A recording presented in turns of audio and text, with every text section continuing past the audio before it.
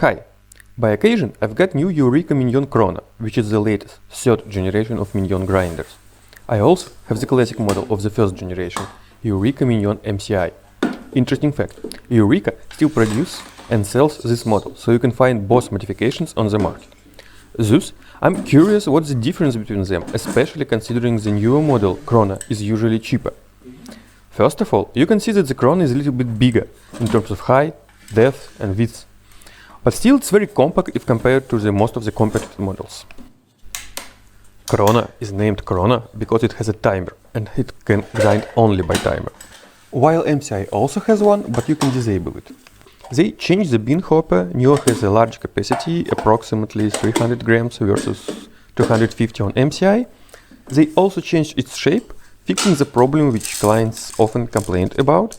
On older models, coffee beans used to stack on the inclines of the hopper, now it's fixed. Both models start with a touch of a button under the nose, so you can use both for grinding directly into the portafilter of an espresso machine. Krona has a more universal burr set, also flat, 50 mm in diameter, but focused not only on finer espresso grind, but on coarser filter grind levels as well. That's why Krona has a container for ground coffee. It doesn't attach to the body of the grinder. You simply put it aside and you can press the start button, pushing the container in. Both Krona and MCI have a micrometric grind adjustments. You control it using a rotary knob. However, on Krona it is located on the right, which added more symmetry to the design. This is plastic and this is metal. However, the main body frame is made of metal on both grinders. The upper plate on Krona is also became plastic. However, this is a minor element that affects outlook only. Inside, by the way, you can open the upper plate by unscrewing this bolt.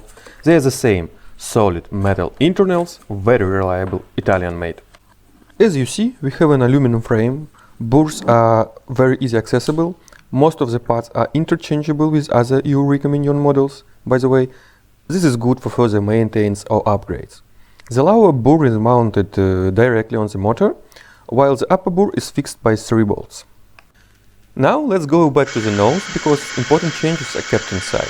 What's worse on Krona compared to MCI is that its plastic surrounding easily collects all the silver skin, as you can see on the video now. But what's better is the new ACE system. ACE stands for anti-clumps and electrostaticity. Basically, it means that 2 new parts are installed inside.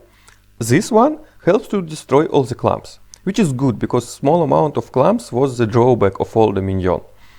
However, because of it, the grinder gets stuck easier, so please be attentive if you grind on extra fine levels like for Turkish coffee, for example. Also, this rubber tunnel is also a part of ACE system. It helps to reduce electrostaticity.